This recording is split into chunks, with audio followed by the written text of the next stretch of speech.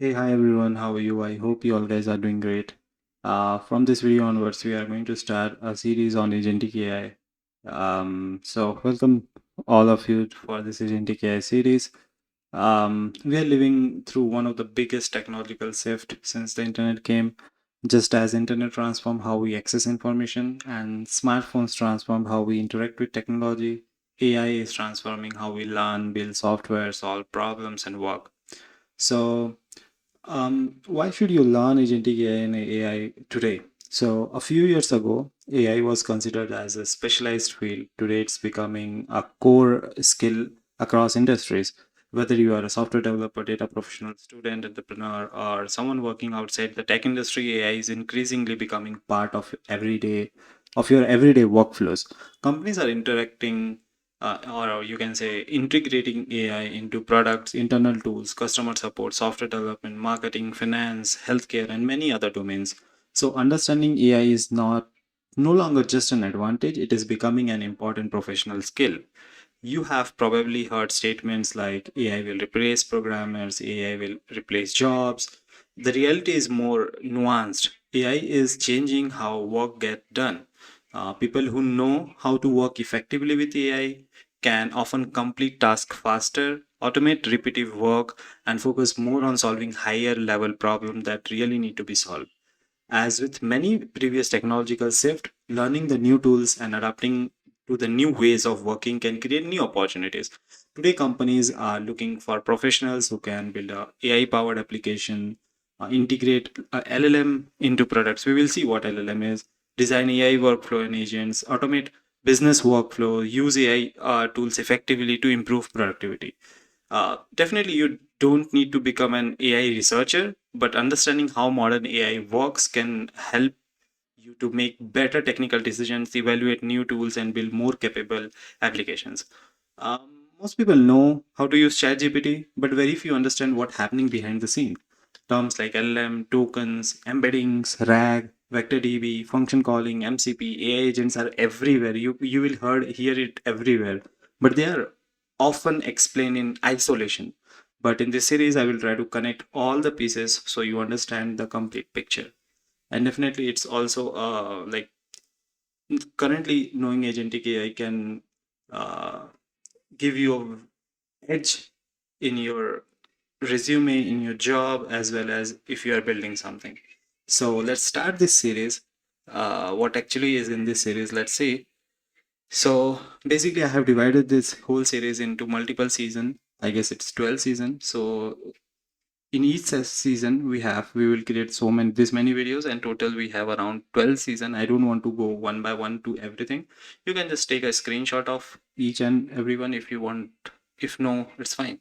Okay, so this is a whole thing that we are going to cover, and the first topic that we are going to cover in the first season is what is generative AI, because this is the base of it. So let's see what actually is generative AI. So let's start with generative AI. So you can see the image here. So generative AI is a very small domain, or you can say subdomain of AI. So machine learning is a domain of subdomain of a subset of AI. Similarly, generative AI is a subset of deep learning, neural networks, machine learning, as well as AI. AI is the bigger umbrella under which we have machine learning, under which we have neural networks, under which we have deep learning, and under which we have generative AI. Okay. So let's see. So imagine asking a computer to write an email, create a logo, compose music, generate a movie, build a website, or even write code. Just a few years ago, this sounded impossible. Okay. So even the thumbnail of this video I have created from ChatGPT, or you can say, yeah, I have created it using ChatGPT. The description is also from ChatGPT. You can create videos using any kind of tool. Okay. So just a few years ago, this sound impossible to create something. The computer can create something. Okay, so today tools like ChatGPT, Gemini, Claude, Midjourney, and Sora do these things in seconds. Okay, but what exactly is this technology? Is it just a smarter software, or it is something fundamentally different? So in this video, we will understand what generative AI, or we all call it as Gen AI, really is from the first principles. First of all, let's see. we need to understand what is AI. Okay, so AI is a field of building system that perform tasks that normally require human intelligence, like recognizing face, translating languages, playing chess, recommending movies, detecting fraud. Now all like now all these things are kind of a prediction thing. Okay, so this AI cannot create new things. Okay, mostly AI simply analyze existing information and make decisions. So in traditional AI, you can think it like there is a AI input and there is prediction. So example, if you throw a mail, it can detect whether it is spam or not. If you show a photo, it will detect whether it is a photo of cat or dog. Transactions are fraud or legit. So this type of AI is also called as discriminative AI because it discriminates between different categories. But generative AI is a type of artificial intelligence that can create entirely new content based on patterns it learned through existing data. So instead of only answering what is this, it can also answer what could this be. So if you ask them to write a poem, so it will create a brand new poem. If you say create a logo, it will create a completely new logo that never existed. If you say generate Python code, it will create a fresh code. If you say create an image of cat wearing sunglasses, a brand new image that never even existed. So that's what we call as generative AI. Okay, so um, so this is the difference. Okay, but let me give a more analogy. So okay, imagine teaching two students. Student one memorizes answers. Like if you ask what is 2 plus 2, it answer 4.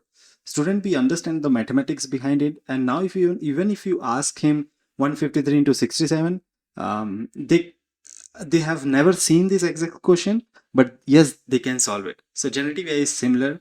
It does not memorize every possible answer. It learns pattern, then create something new using those pattern. So so what Gen AI can create almost everything: audio, video, image, code. It can it can create everything. It can generate everything. Okay, so this is the difference between traditional AI and generative AI. Traditional AI predicts, but generative AI creates. Traditional AI classifies, but generative AI generates. Traditional AI detects, but it produces. Traditional AI chooses, but generative AI writes. Okay, so this is a very basic difference on traditional AI as well as generative AI. Okay, um, so before moving to common misconceptions, I can we can talk more about why did generative AI explode in popularity. You have heard a lot of buzzwords around ChatGPT, Claude, generative AI. Why? Because there are better models like transformers. We will learn about transformers. They are dramatically improving natural language understanding. Now we have massive compute GPUs made this training huge model possible. We have massive data. The internet provided enormous amount of training data sets. So that's why this thing together created this LLM revolution. Okay, you might be using it every day. Okay, like ChatGPT, Claude, Gemini, Microsoft Copilot, GitHub Copilot, uh, Canva. If you are using Canva, Magic Studio, Adobe Firefly, Notion AI, Grammarly AI, every now or how we are using this generative AI. Okay, many, but so there are some misconceptions. Like most of the people think like generative AI is equals to ChatGPT. No, generative AI is an umbrella. Okay, under that umbrella, we have different kind of models. Like one of them is LLM, which is for text. Then we have image generational model, we have video generation model, audio generation model, music generation model, code generation model. So there are different types of thingy under this umbrella of generative AI. Okay, so generative AI is the parent. So if you see this video, this GIF again, I have taken some from somewhere else. I have not created this. So generative AI, inside which we have AI agents. One of them is LLM. Okay, multimodal AI, Big Jan, OSL, foundation model, transfer learning. So there are lots of things. Okay, but LLM is really important. Okay, so because ChatGPT all are not generative AI, they use LLM models. Okay, so now we know what generative AI is. The next question definitely naturally it comes like what exactly is a large language model? Okay, and that's where the real journey begins. Okay, so in the next video, we are going to see about LLM. But let's see, there are a lot of misconceptions. One of them is also AI think like humans. No, AI never think like human. Okay, it searches Google. No, it never search Google. Okay, even sometime it can. So every model have their knowledge cut. So let's suppose I'm a model and my knowledge cut has been last year. So whatever happened this year, I will not able to tell you. Then it copies training data. No, it learns the pattern from the training data. So these are some basic misconceptions. It also always knows the truth. No, that is also wrong, because it never happens like this, that it will always tell you the truth. There are a lot of instances where LLM or generative AI gives you information so confidently, so false information so confidently, that you will think that okay, this is true because LLM is telling. No. So these all are misconceptions. Okay, AI never. It's not like AI will be always true. Okay, like humans. Okay, so which we call as hallucination. We will learn it later. So these are the basic misconceptions. In the next video, we are going to see about large language model, which is LLMs. Okay, so meet you in the next video. Till then, bye bye. If you have any doubt, any suggestions, anything, just let me know in the comment section. And if you like this video, please like, comment, share, and subscribe. Till then, bye bye. Meet you in the next video. Thank you.